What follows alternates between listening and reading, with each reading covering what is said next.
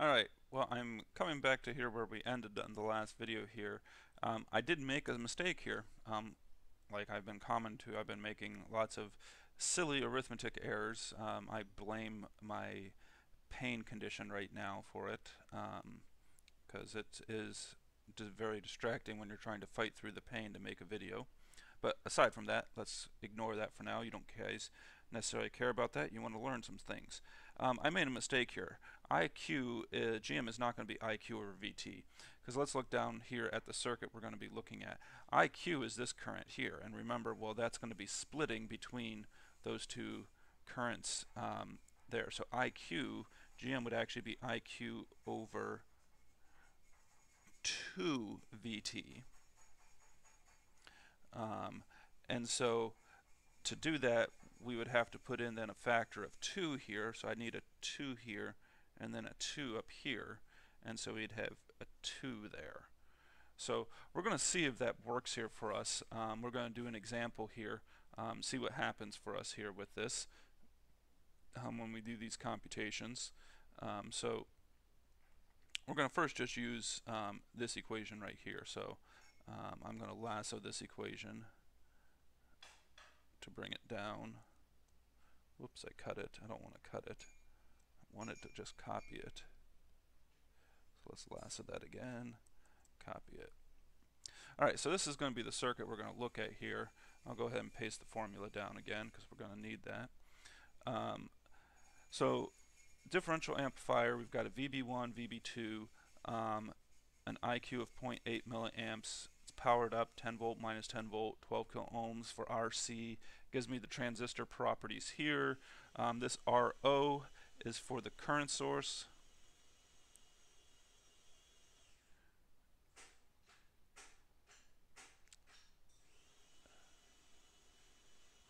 So that's for the current source, and then of course you can see from the figure here they're not drawn in, so we have RBs being 0 kilo ohms.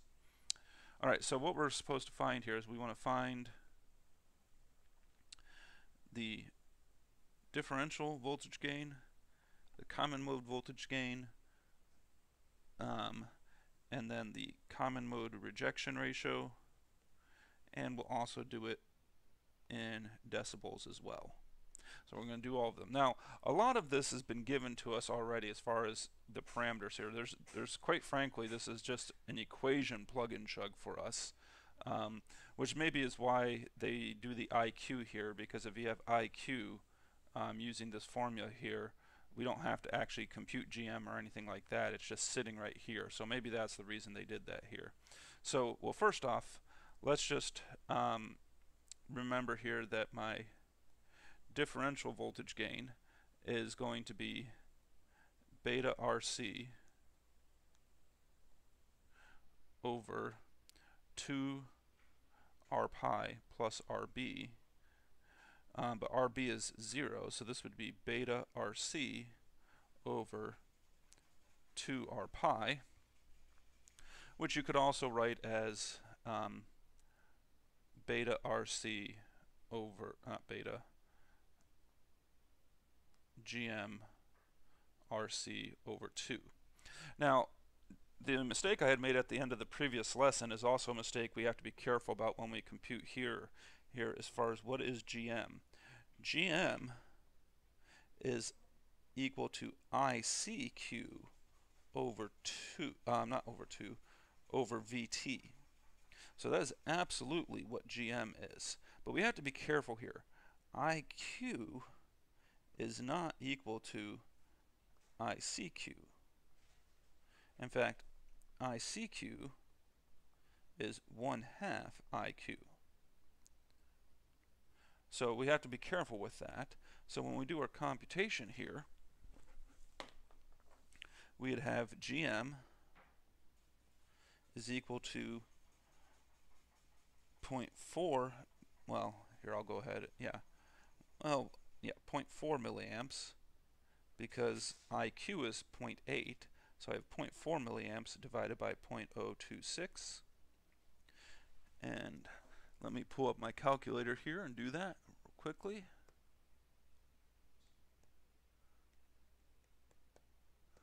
When I did that, I get 15.38 milliamps per volt. And so then my differential voltage gain is simply going to be 15.38 milliamps per volt times, well, what was my RC? It was 12 kilo ohms divided by 2. So if I do that,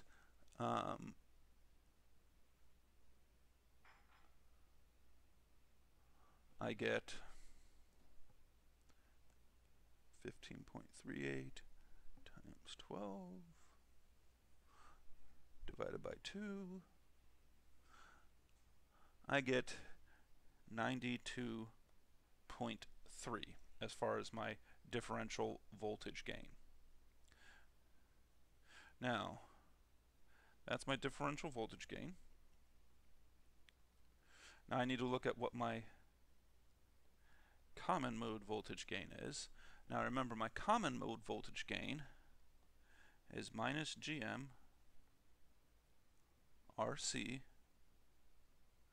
over 1 plus 2 beta plus 1 times RO over R pi plus RO. So I need to know what R pi is. Well, R pi is simply just going to be beta divided by GM, which beta, I believe was, yeah, it was 100. So we have 100 divided by 15.38 milliamp per volt.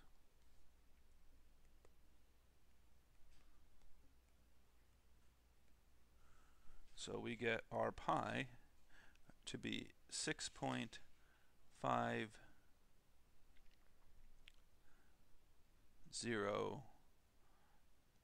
kilo ohms. And now it's just a matter of plug and chug for the common mode voltage gain. So we have minus 15.38 milliamp per volt times 12 kilo ohms divided by 1 plus 2 times 101. This should be, this should be RB here, which is 0. And then RO was 25 kilo ohms. And then this is divided by 6.5K plus 0. So let me do this computation real quickly. So 2 times 101 times 25 kilo ohms divided by 6.5 kilo ohms plus 1. And we take the reciprocal of that times 12 times 15.38, and I get then that the common mode voltage gain is negative 0.237. So it's small, which is what we want it to be. We don't want it to be big, because what we're saying here is, again, we want this to be 0. It's not 0. We're getting some voltage gain out. We're getting 0.237 voltage gain out. But we really want it to be 0. Alright, then the common mode rejection ratio, you can use this equation here. I put the equation here. I don't know why I put the equation down. I don't need to, because remember, common mode rejection ratio is by definition the magnitude of AD over ACM. So this is just going to be, where did I put the two numbers here? 92.3 divided by 0.237. I'm just taking the magnitude of both of them. That just gets the positives going. So we have 92.3 divided by 0.237, which would be 389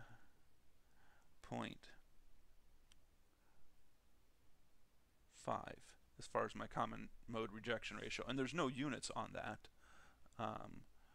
So I mean, you could round that if you wanted to, but then to convert that to decibels, you would just simply do common mode rejection ratio in decibels would just simply be 20 log base 10 of 389.5.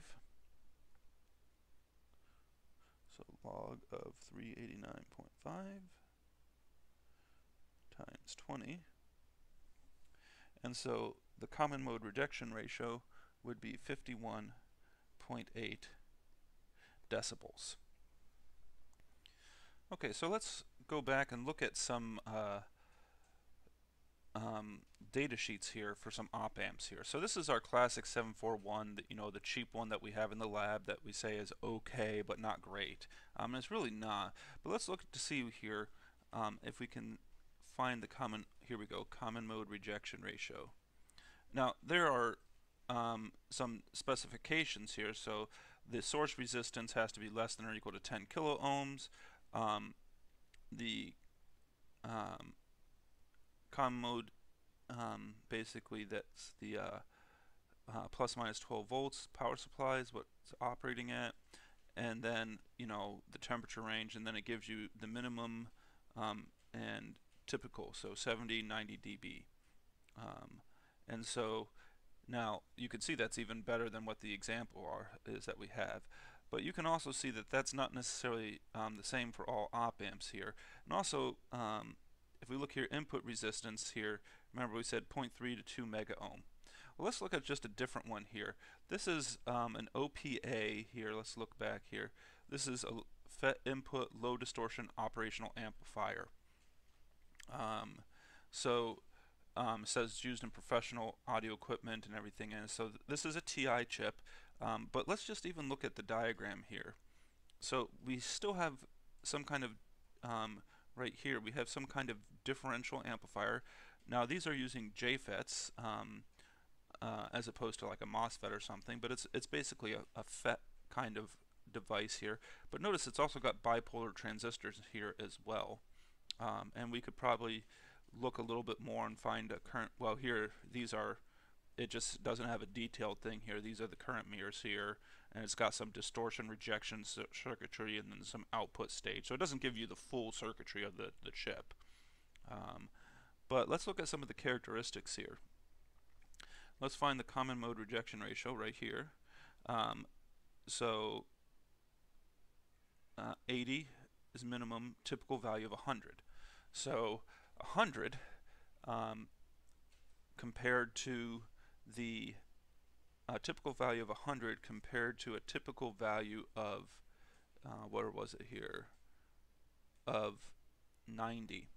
You might say, oh, that doesn't seem that much of a difference here, but remember we're in decibels here. That's a big deal. So what I mean by that is if we have 100 decibels, and remember this is equal to 20 log of our common mode rejection ratio. I always want to put two M's in there. So let's see what that would mean as far as the common mode rejection ratio would be.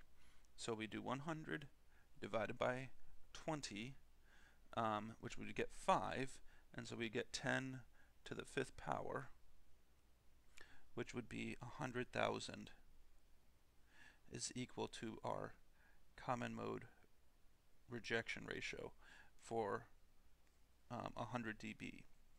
So this would be for the OPA chip. And now let's look at the 741, where we said a typical value is 90 dB, and that's equal to 20 log of the common mode rejection ratio. And so again, if we did the same thing here, well, you'd have 90 divided by 20, which would be 4.5,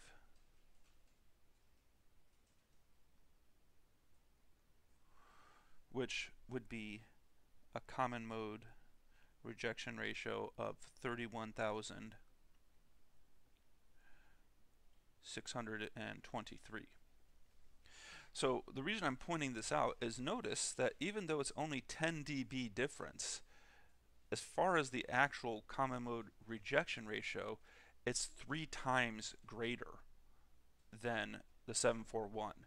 So you got to be careful with dB scale because it's a log scale. It's not a linear scale. So you got to keep that in mind. Small differences in dB can actually correspond to very large differences in the actual common mode rejection ratio, as we can see here. A 10 dB difference is getting us, in this case, 3 times more common mode rejection ratio. All right, so let's go back and look at the data sheet some more, because there's another kind of interesting thing to look at. That's the LM. Let's go back here to the input resistance. We've looked at this before, 2 mega ohm. Well, that's great. But now let's look here. Input impedance. Well, it's got two different ones, differential mode, common mode. 10 to the 12th ohm. So let's think about that. 3 is kilo, 6 is mega, 9 is giga. Actually, I don't even know what 12 is off the top of my head. So the input impedance here is significantly higher than the 741. So in essence, you know, this is almost to a point where you can say, yeah, it is, the input impedance is at, quote, an ideal state of being infinite. Because it's even higher than a giga ohm input impedance. So that's actually a pretty big deal. And of course there's other things on these data sheets that are important as well. So all of these things we have to consider when we ultimately design our own op amps.